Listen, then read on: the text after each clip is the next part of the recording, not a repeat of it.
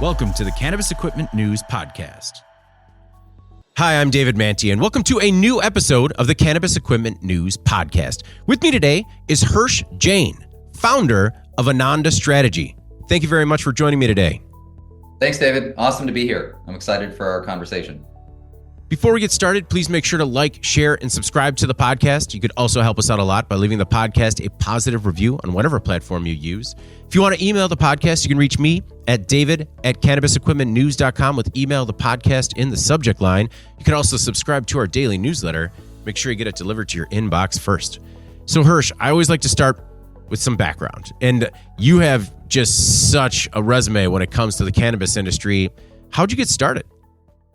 Yeah, David, I've been lucky enough to work in the cannabis industry for the past 6 years, but really, I think my engagement with cannabis goes back to, all the way when I was a young person. I started doing, volunteer nonprofit advocacy work in cannabis when I was 17, when I first got to college. I worked in the UC Berkeley Public Defender's Office as the cannabis lead, defending students that were accused of cannabis violations by the university, which back then, I'm kind of dating myself now, but back when I was a freshman in college, what that meant is that you could get your financial aid revoked or get, expelled really easily. So, being from California, Northern California, I'd been passionate about the plant for a long time, had probably been familiar with the plant for longer than I should have been, but was really passionate about it. Started doing that advocacy work in college, went to law school and did a lot of work on the racially disproportionate impact of the war on drugs. So that's all a way of saying, this is an issue that I've been passionate about for a long time. But in the past 6 years, like many people, I feel lucky that I've been able to apply, whatever skill sets I developed along the way in the cannabis industry. So it's really like life coming full circle, and it's a dream come true for me. So yeah. Some of that early advocacy work, sometimes it steers people away just because they get a bad taste in their mouth as to sort of the road they face. What was it that made you stay the course? I mean, I think it's just a lot of what makes other people continue to engage with cannabis, right?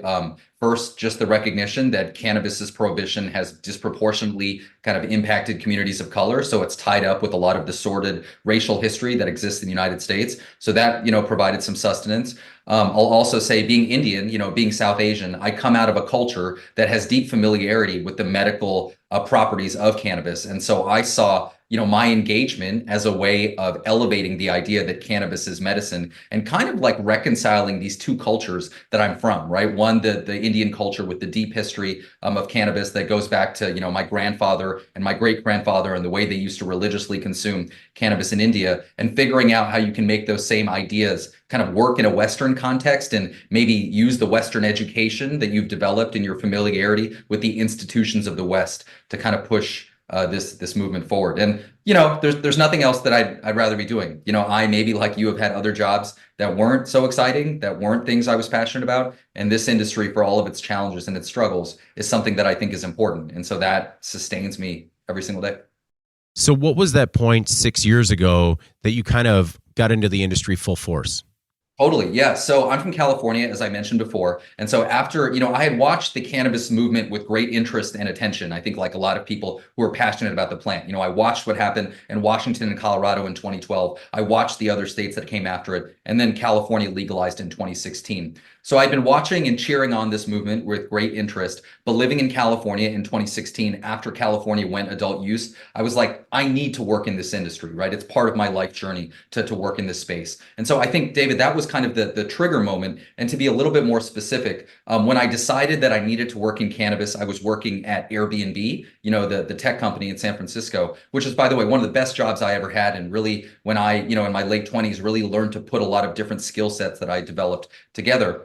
But, my amazing job at Airbnb, which I got out of sheer luck because they had just a company full of engineers and they were looking for someone who was a non-engineer to do this for them. I was lucky enough to help negotiate their policy agreements around the world for a several year period. So everywhere from San Francisco to LA to London to New York. I got to live in Japan for a few months, the first time I had ever been there, and passed the Airbnb regulations there. And, the insight that I had was that short-term rentals actually had a lot in common with cannabis. It was regulated at a hyper-local level in the same way that San Francisco's going to have a different policy on Airbnbs than suburbs. So is true for cannabis.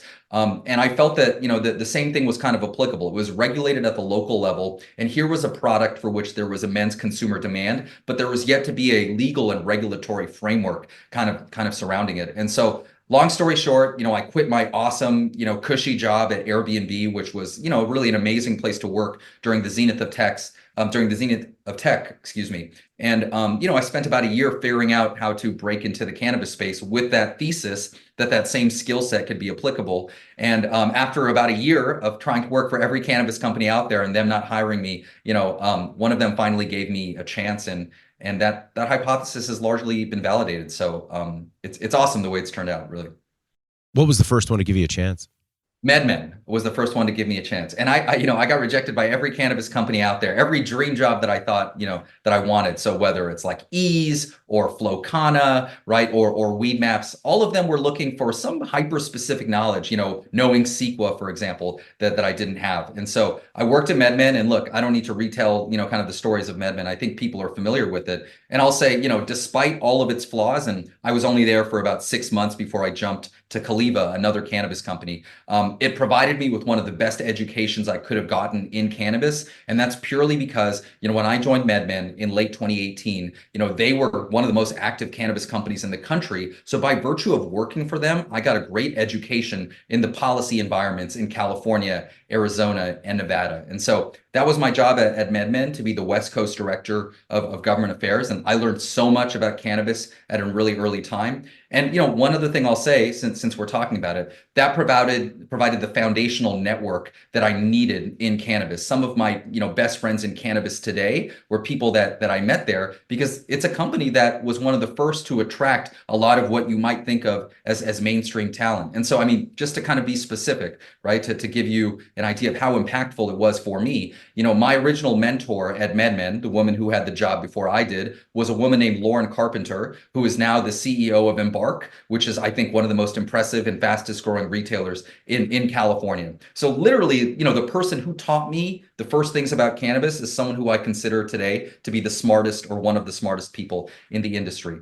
And, I could name drop a half dozen other people, like Ed Linetsky, who was my compliance counterpart and is sort of one of the best compliance minds in the game, or Day Trong, who is a thought leader in the space. So sorry, that was a bit of a long answer, but that's why that was so foundational for me, even if 6 months in, I was like, well, the corporate governance on this company isn't great. It may not be the best place for my long-term home. It was just a great launching pad for me. Well, between MedMen and Caliva, did that early experience in the industry meet your expectations? Was it more than you expected? A little bit less? What was it like feeling out that first year? That first year was actually really similar to my entire duration in cannabis in this specific way. It was one of the hardest things that I'd ever done. Like, I was working harder than I ever had in my entire life. It was filled with the incessant roadblocks that come with cannabis. And I think MedMen, by virtue of its size, right, and its kind of reputation in the space, often encountered every manner of roadblock, whether it was from local officials or other parties. MedMen truly immersed me in what I consider to be the most difficult cannabis market in the United States, which is California. So yeah, it was really tough. If you've read about the company, it was kind of an intense culture. It was an incredible amount of work. But I think it taught me that, like, hey, this is going to be really hard. This isn't, going to be smooth sailing. You should only do this if you're fully committed to it. But I learned quickly within months that there was nothing else that I wanted to devote my time to. And, it's gotten easier over time. And then there are hard stretches, but it truly provided me with a glimpse into how challenging this space was. And, there's maybe some people who go through that initial kind of experience in cannabis after jumping from another industry, and they see how hard it is, and then they leave. I think that is just probably evidence that it wasn't the right space for them, right? Only if you're willing to endure how immensely challenging this space is, are you probably suited to do it long term. And maybe that's what I learned about myself. At what point do you decide to go out on your own with a Nanda strategy?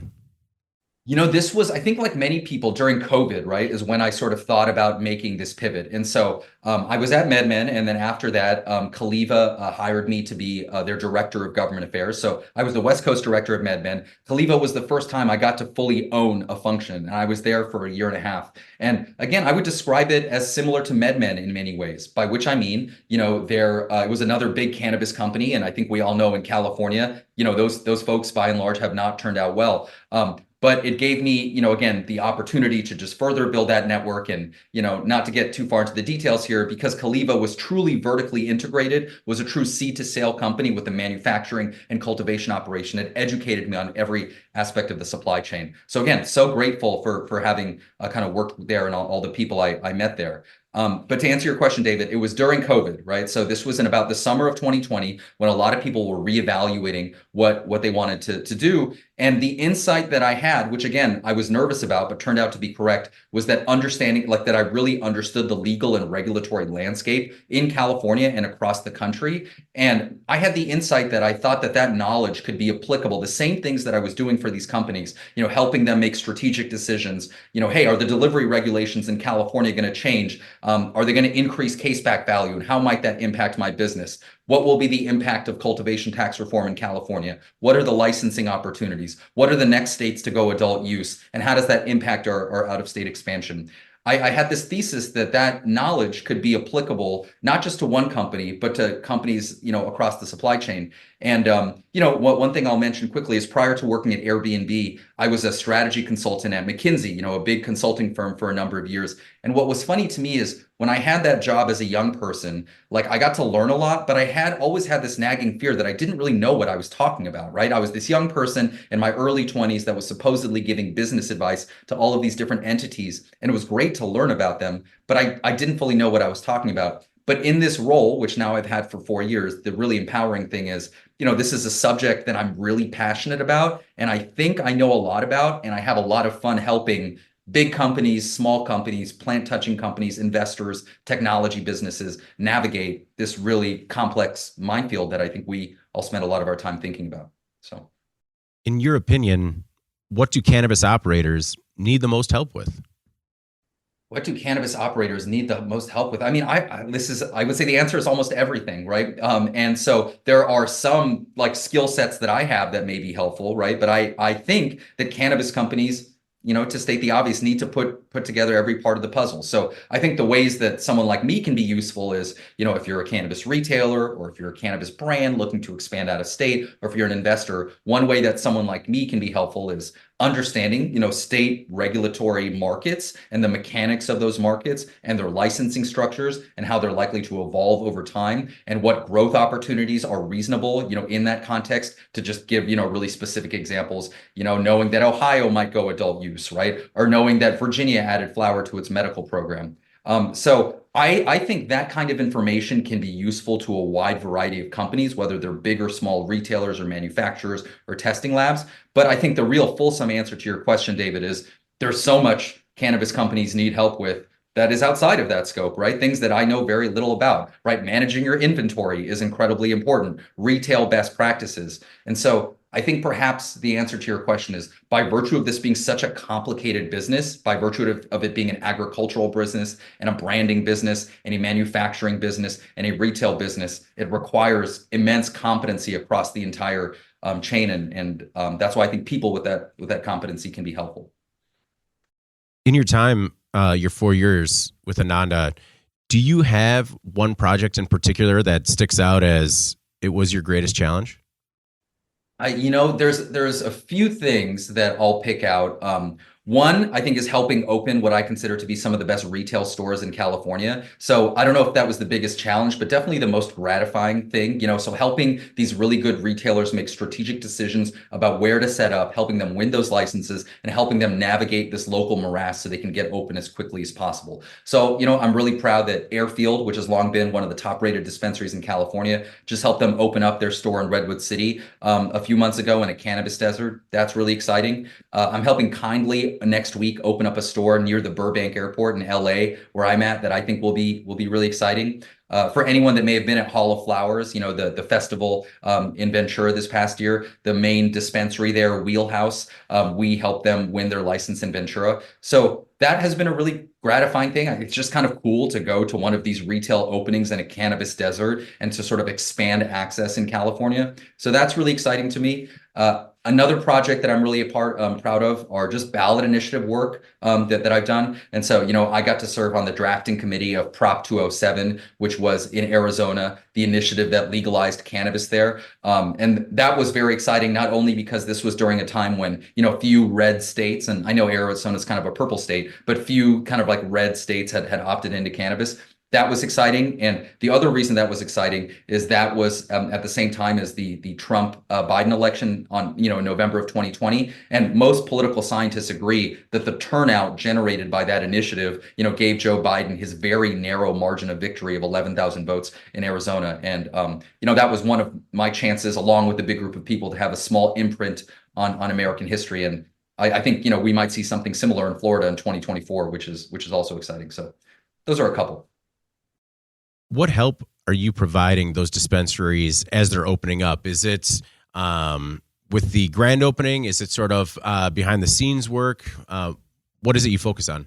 Yeah, I would say it's a mixture of what I would say strategy, licensing, and compliance work. So strategy, right? There are 482 cities in California. If I have 4 dispensaries today and I want to have 10 dispensaries 18 months from now, how do I identify the 40 jurisdictions in California that are going to have a licensing competition and then pinpoint the ones where I'm most likely to succeed? The reason this is important, David, is that cannabis expansion efforts are very capital intensive. It requires an immense amount of money to hold a lease and put together these applications. So you really just have to be successful if this is going to be sustainable. So that's one piece of it. I would just describe that as looking at the whole field. And that is a particularly, I think, useful skill in California when there are just so many different cities out there. And it's just so hard to keep track of that. The way I think about it is like, I don't have the skills to run a dispensary. And these folks are too busy running their dispensary to pay attention to the opportunities in front of them. I can come in, sit down with them, identify the couple dozen places to think about, and then say, hey, let's press go on these 3 or 4 based on your skills. So it's that strategic part of it.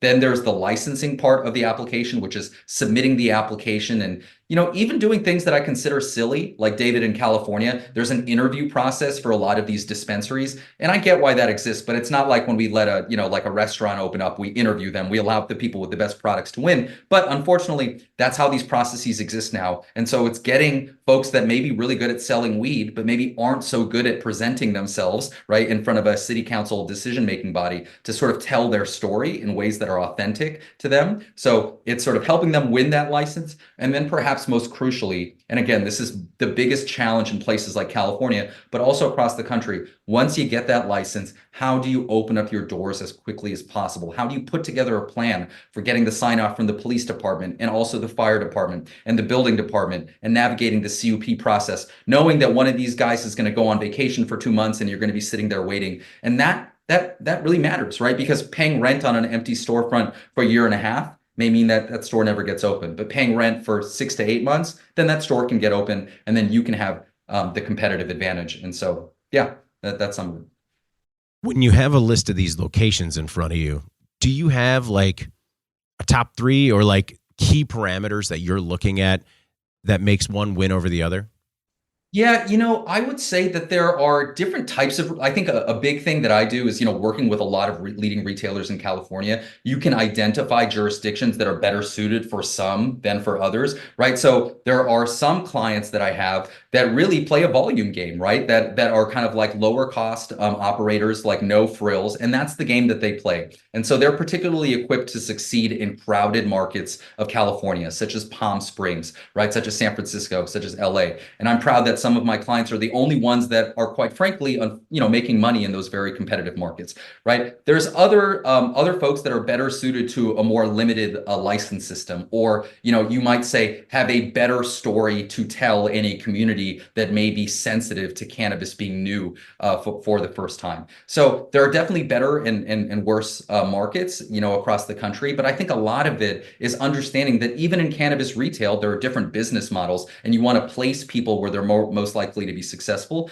and win a license. But to directly answer your question, like what are the obvious things or what are the things that one should pay attention to? You should pay attention to, okay, what is the population, right, in the city? What is the concentration of retailers in neighboring areas? So for example, there are some parts of the Central Valley, the more rural part of California that have very limited access to cannabis retail, where you're going to be one of the few games in town. So I think that's another one. Tax rate, right, is a really important thing. People outside of California may not know that in California, some cities impose a 10% tax on cannabis sales. And just for context, in other states like Missouri or New Jersey, the most a city can charge is 3, right? And so paying attention to the tax rate. And then I would say perhaps most crucially is like the zoning CUP process, right? There are some cities in which the zoning is so restrictive that there's a finite number of properties available, and that inflates the price of those properties so much that the carrying cost of those buildings are just exorbitant unless you're really well capitalized, or you're just not the kind of retailer that's going to be successful operating in a remote industrial part of the city, and so this probably isn't the city for you. So it's a lot, and I think that's why the choice of where to apply is so important, because you want to know that you can win and that it works with your business model. Are there any markets for you that are non-starters that you just wouldn't play in at this time? You know, I wouldn't say there are any that are non-starters, but I think you just have to acknowledge that some of them are incredibly competitive right now. Right. So California is a really challenging market. Unless you're really thoughtful about where you're going to set up, that's hard. I would say Oregon is another example of a market that is so highly saturated that even if you're an incredible operator, it's still going to be tough, right? So one of my clients is Nectar, a great retailer in Oregon, one of the most competent operators in America. But it's a really hard state to operate in. And so there are some states that are just tough in general. I will say on the backside of that, there are opportunities. So I think Colorado is an example of a market that has gone through acute stress over the past couple of years. One of the consequences of that is that a lot of these assets are up for sale. And so I think on the backsides of those distressed markets, there are opportunities for folks to enter. So I think that's when it comes to challenged markets. And then there are the obvious examples of the markets where, quite frankly, I think if you have a setup there, you are bound to do very well. If you have the right setup there, you're bound to do very well in Ohio, a Florida, a Missouri, for example. What is your opinion on Florida's potential? I think Florida is maybe the most exciting thing that's happening in U.S. cannabis right now. And I think it's so exciting and interesting that you could spend an entire episode talking about Florida. So I'll try to keep my comments measured, because I know we don't have that kind of time. But look, Florida is incredibly exciting. I think just to state what many folks know, the Florida Supreme Court recently ruled that a cannabis ballot measure will appear on the ballot in November 2024. So we will see a vote in November 2024. As many people may also know, Florida is the only state that requires a 60% vote in order for the initiative to pass. And so there's a much bigger hurdle in Florida. But I'll just lay out to you the reasons why I'm really optimistic that Florida is going to pass, right? So first, Florida, even though it's a red state, when it passed its medical cannabis ballot measure back in 2016, it got 71% of the vote, which is the highest vote that any cannabis ballot measure in Florida history any ballot measure, in Florida history for 150 years has ever received. So that's really encouraging. Florida also has a highly robust medical program that is normalized in the state. And so that tends to, build people's comfort with cannabis.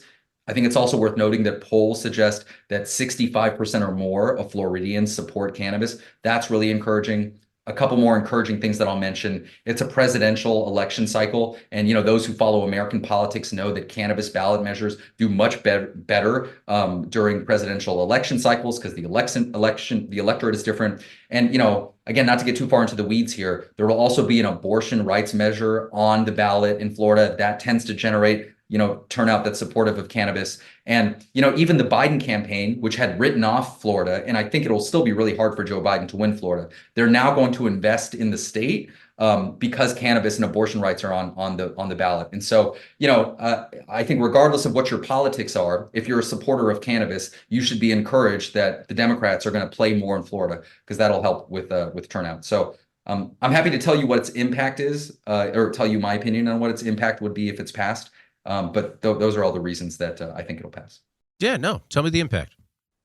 Yeah, I mean, I think that Florida will be the healthiest cannabis market in the United States. And look, it is a more than a $2 billion market today. I think it will be a $6 billion market. The way that I would think about it is what we will see in Florida is the same thing that happened in Missouri, but 4x what happened in Missouri because of its population. Now, why? And I think this is all kind of intuitive and predictable if we just look at the map, right? In Missouri, we all kind of suspected that would be an incredible state because, sure, it was transitioning to adult use, but unlike a New York, unlike a California, it had a robust medical infrastructure across the state that was going to be grandfathered into adult use, right? If you looked at a map of Missouri before adult use sales, you'd be like, man, you got a couple hundred dispensaries all over the state that will automatically start adult use sales. The same thing is true in Florida, right? If you look at a map of Florida, those 600 dispensaries are perfectly organized across the state. So that's the first reason, which is robust medical access.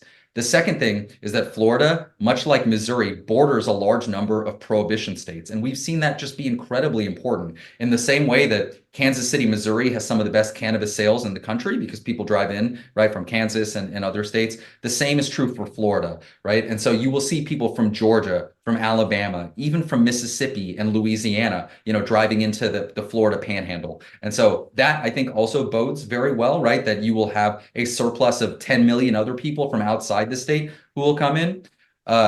Florida's obviously a very big state of 22 million people, so that's encouraging. But you will also see, we were just talking about domestic tourism. You also will see a lot of international tourism. Florida gets more international tourists than almost any state in the country and sees about 130 million tourists a year. So that'll be very exciting. And perhaps the final thing I'll mention is that it's just very business friendly, right? What we are likely to see in Florida is a big state like California and New York opt into sales, but take a diametrically different approach to sales, again, by grandfathering these operators in, but also by having a low tax structure. Florida, people forget, does not have a medical cannabis tax right now. Like all of its cannabis sales are only subject to the normal low 6% sales tax. And so I think that anti-tax instinct in general will be very helpful in the context of cannabis and will be so different than what we've seen in big states like New York and California. So I think Florida will be a $6 billion market. And if we're making predictions, the measure, if it's passed, would take effect in May, actually on Cinco de Mayo of 2025, exactly 6 months after the vote. So that'll be a fun Cinco de Mayo to celebrate. But if we're making predictions, I think Florida in the second half of 2025, right? So like July to December 25, I think it'll do more sales than California. I think Florida will do 3 billion in sales in that half of a year, and California will do less, which is remarkable if you think about it, given that California is twice its size, is the birthplace of cannabis culture, and has had an 8-year head start on Florida. So it will change our perception of where cannabis can exist in a robust way in this country, and so that will also have reverberations, I think, at the national level. Well, I'm hoping that all works out because that sounds ideal. And are you as hot on the Ohio market? I'm really hot on the Ohio market as well, and for very similar reasons. I would say, I was describing Missouri, Florida as like Missouri, but a 4x. I would describe Ohio as like Missouri, but a 2x. And, I think the reasons are all very similar. Now, first, just as a procedural matter, what we should note is that Ohio, as I think listeners may know, they have already passed an adult use measure. So Florida has yet to, and I'm very optimistic that it will, but Ohio has already passed a measure. We're currently going through this implementation period where there's a lot of back and forth, right, between the legislature about whether they want to revise the initiative. But most analysts believe that we're likely to see sales start in early September. There's a September 7th deadline by statute. So maybe the first thing to note about Ohio is it's coming up much more quickly than Florida is. And, we could see it in the next 5 months or so. So that's one thing to note. And, why is Ohio so exciting? Again, it shares the same characteristics of a Missouri and Florida, right? So Ohio already has 130 dispensaries across the state. Some of them are in Cincinnati, the southwest corner. Some of them are in Appalachian, Ohio, in eastern Ohio. Some of them are, sort of on the northern side. So you have a robust medical system that's already set up. That's number one.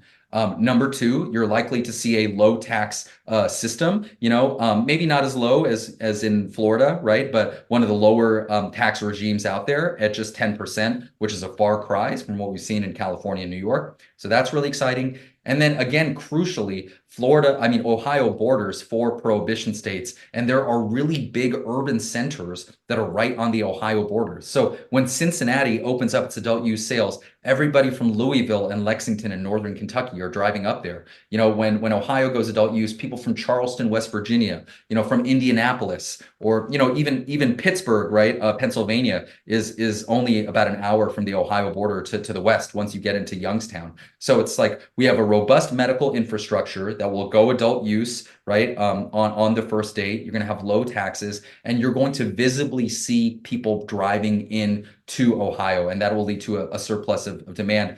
And maybe one other thing, and in my opinion, there's kind of a theme emerging here with these red states, is that, we've just seen Ohio's proposed rules, and they still have to finalize them. It, won't be until May that we finalize those regulations, but they just came out a few days ago, and I was reading through them. Ohio will allow for drive-throughs, for example, which are basically outlawed in California, right? The birthplace of cannabis culture. Ohio will allow for self-service kiosk machines in dispensaries. Ohio will allow dispensaries to be open until 11 p.m. And so you see this kind of fascinating thing where none of the Republican political leadership in Ohio wanted cannabis to pass, but it did by a 57% margin. And now that that's the law of the land, you see a less regulatory intensity. And that, I think, is one of the really curious things that's happening in cannabis, a movement that was initially, let's be honest, driven by blue states, which is something they should be proud of. Now, in a lot of these northeastern states and on the West Coast, you're seeing a much greater regulatory appetite that treats cannabis like plutonium. Whereas in Ohio and in Missouri, another state that legalized delivery immediately, even though the state of Washington, which legalized 10 years ago, hasn't allowed for delivery and allowed for drive-throughs, you're seeing that same thing carry through. And so that's why Ohio is exciting, and I think Florida is as well. What are your thoughts on other measures in South Dakota, Arkansas, and Nebraska?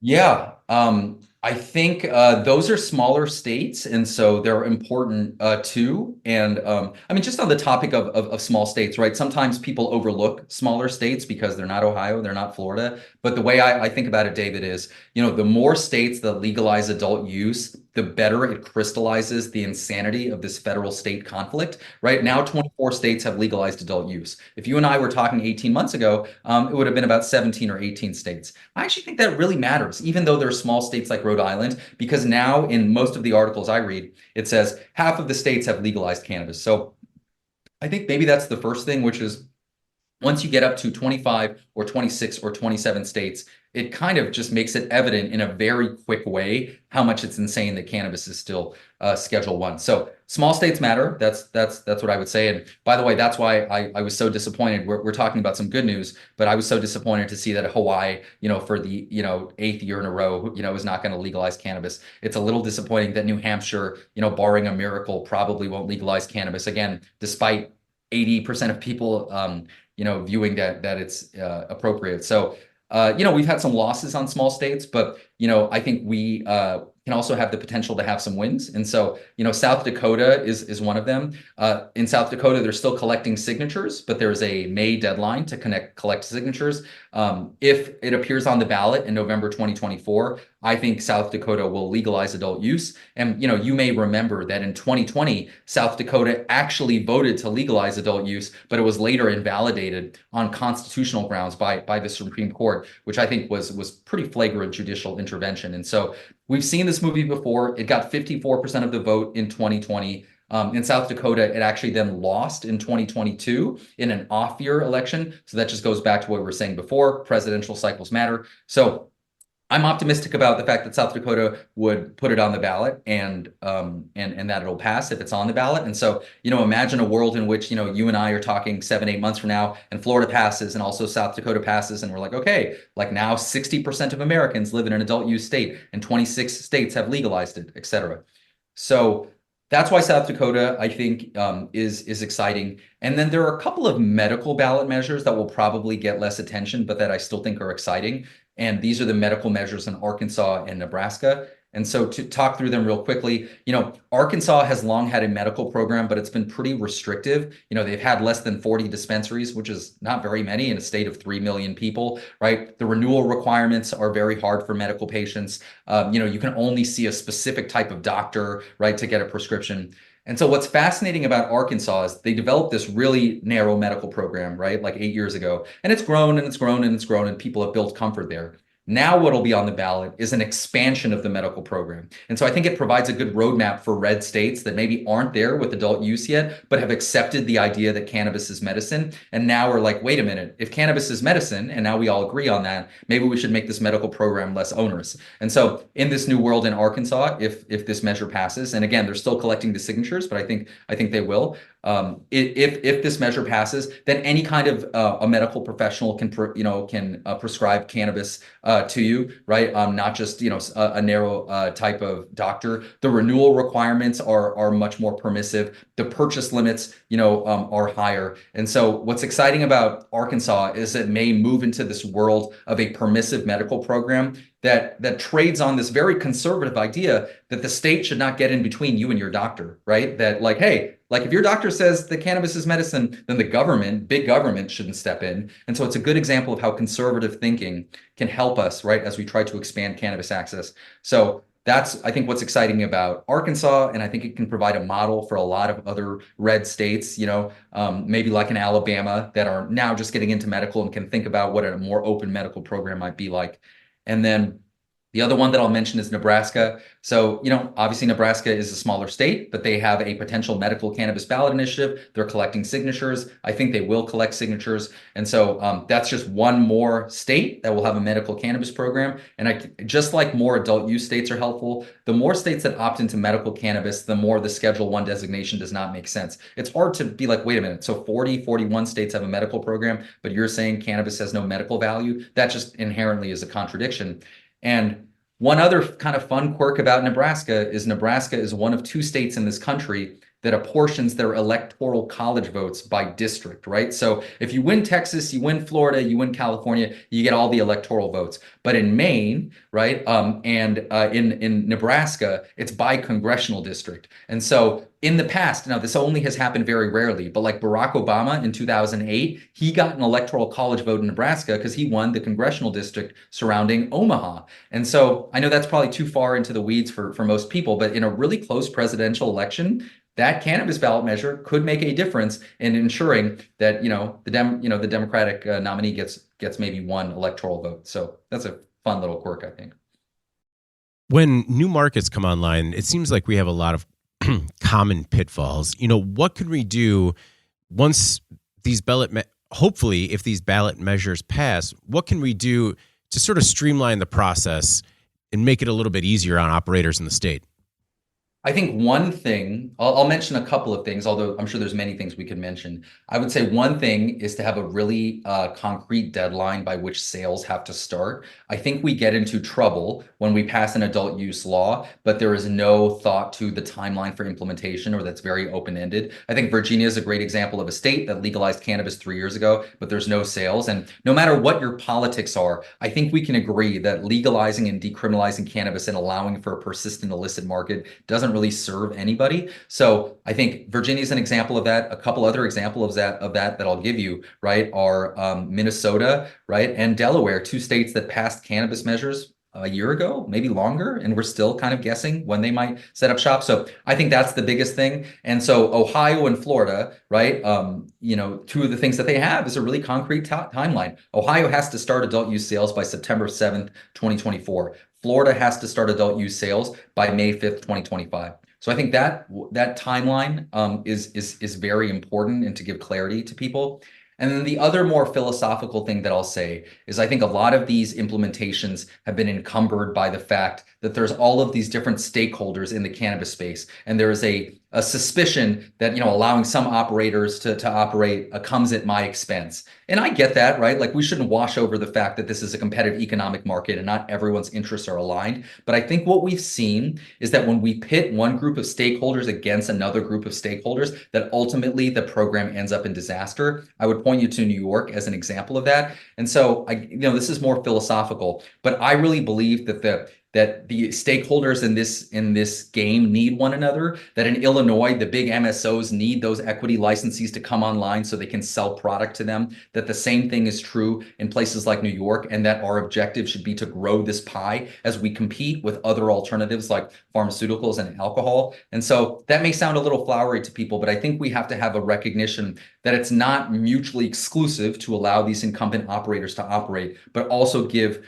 these new operators a chance. And I think a state like Maryland is a good example of, a state that has tried to thread the needle, that has said, okay, we're going to allow these existing operators to open up shop first so we don't have this rampant illicit market, but all future license priority goes to equity applicants. And we will try to gradually democratize this market over time so everyone can share in its spoils. I think that is just much better than a purely ideological approach that says these people are good, these people are bad, and these people shouldn't be able to operate. And I'll say again, we have these debates about how we should set up these programs. But if we really care about patients, right, there's a lot of ink spilled and a lot of noise made here about patients in this space, then patients deserve the right to access safe, affordable product reasonably. And if we're willing to discount them because we only want certain types of people to be the operators there, then I think that calls into question whether we care about patients. So sure, we should distribute the economic gains of this industry in a way that is fair, like monopolies are bad, but we should also consider that we did this for patients, right? Because this is a public health issue. So what's it going to take to make it happen in Wisconsin? That is a great question.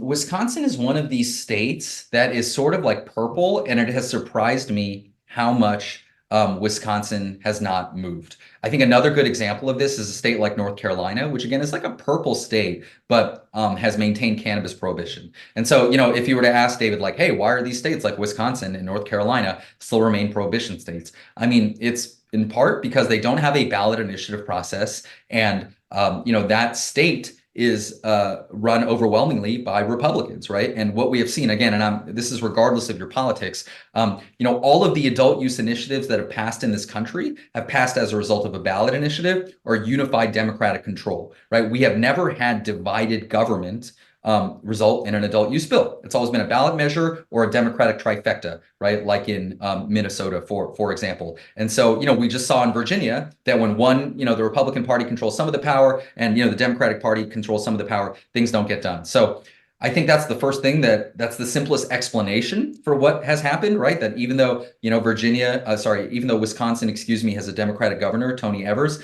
there are folks in the GOP legislature, like the speaker, Robin Vos, who are adamantly opposed. So that's the reason as to why this hasn't happened.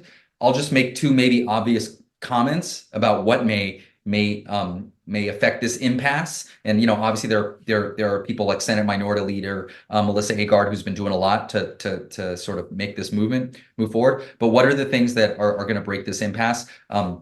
I'd say the first and probably the most important things are just neighboring states opened up. Like I always think I was reading an article this morning about Wadsworth, Illinois, right? A place that I had never really heard of before, but it's in the far northern corner of Illinois that borders Wisconsin. And Planet 13, another operator, has similarly opened up a store around there. To state the obvious, I think what gets these states to finally open up is by having more and more border stores, because that visibly shows, sort of the way in which prohibition isn't working. And I think there's a bunch of great graphics on the internet that highlight how, half of Wisconsin lives 75 minutes or less, from a legal cannabis dispensary. So to state the obvious, when you open up those border stores, then it'll put more pressure on a recalcitrant legislature. That's the same reason, when we were talking about Ohio, when you have those dispensaries in Youngstown, Ohio opening, and folks from Pittsburgh, Pennsylvania are driving there, or folks from Philly are driving into New Jersey, that'll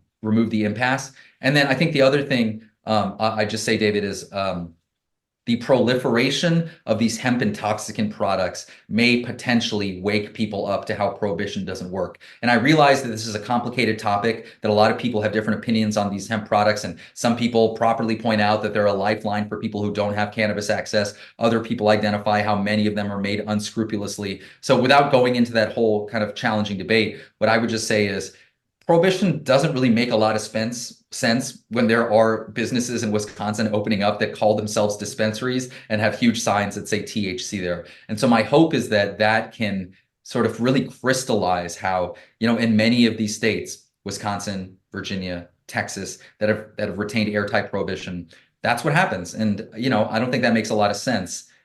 If I don't think it makes a lot of sense to hold an anti-cannabis position if that's what's happening in gas stations in your neighborhood. That doesn't really seem the right way. I know that we're running out of time here, and I do really appreciate you being generous with your time.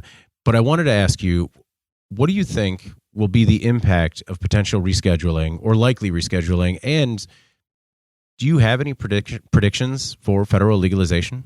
Yeah, I'll offer mine. I'll try and say something intelligent, although this topic has been discussed so often that I'm afraid I might not say anything, new that you haven't heard before. But I mean, here's what I think, right? So first, I think, the rescheduling, as was said by Governor Jared Polis from Colorado just a few days ago, is a critical first step on the path towards cannabis reform. So that's how I look at reforms like safe banking and rescheduling, right? They, one way I've heard it described is they shift the Overton window. They might not be everything that we want, but they shift the Overton window about what is possible in this country when it comes to cannabis reform. So I guess that's a way of saying, even though people can properly point out the limitations of rescheduling, the fact that it continues to maintain criminal penalties, that's essentially my succinct position on it, is that it's an imperfect step in the right direction. And that's why I'm supportive of it. Now, in terms of its implications, I think there are the obvious ones that people have discussed before, right? I think, the removal of 280E would kind of be monumental, and, would disproportionately, I would say, help a lot of these kind of like particularly equity retailer businesses who can't really deduct a lot of that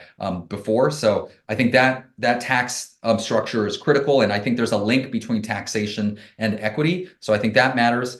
I also think, the 250-page report by the HHS, is just really will sort of symbolically be the inauguration of when we started to think of, cannabis as medicine. And I think that's helpful because once you frame things in that context, that opens up, health insurance companies and all of these other institutions to engage with cannabis. So I'm probably not saying anything too insightful there, but it'll make the tax burden much less. It will allow us to move from this idea of cannabis being a drug towards cannabis being as medicine. That's what I think this shift from Schedule 1 to Schedule 3 has, and I think that's incredibly exciting. Will it solve a lot of the problems that exist in the cannabis space? No, right? I think banking challenges will remain. I think operators that are not running their businesses properly may still suffer.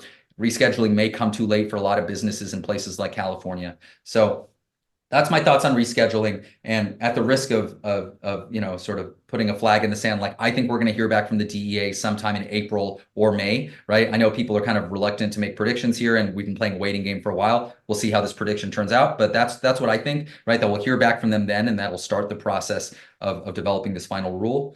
And I'll say finally on your question about federal legalization, what I will say is, I guess just going back to what I was saying before, that, rescheduling is the first step in a process. And so I can see rescheduling and safe banking unfolding over the next few months. I could see over the next year or two, the beginnings of a meaningful conversation on interstate compacts, right? That would allow for the state siloed structure to be broken up a little bit, and to facilitate that trade between states for all of the reasons that it seems to make a lot of sense. And then I see federal legalization as coming at the end of that process. And so if you were to ask me hey, when's federal legalization going to happen? I'd say something like 2027, right? Or 2028. I don't see it immediately. But again, we're just going to slowly shift the Overton window.